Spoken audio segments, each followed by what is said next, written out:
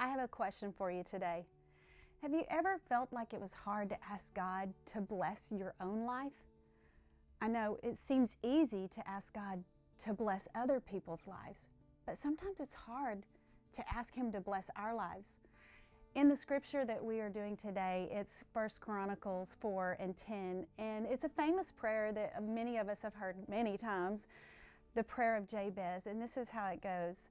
Oh, that you would bless me and expand my territory. Please be with me in all that I do and keep me from all trouble and pain. And I just think it's super interesting that he starts out his prayer about himself saying, Lord, bless me.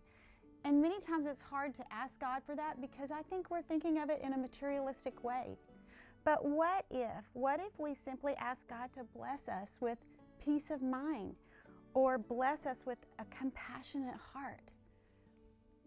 Think about that today. The second portion of this scripture is how Jabez asked God to expand his territory. Again, when we look at this, we think of literal territory, and that's not exactly what it was. What Jabez was asking for was God to expand his heart to reach other people and as many people as he could.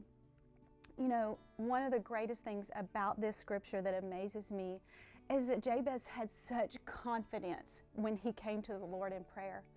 He knew who his God was and he knew who he was. He knew his identity.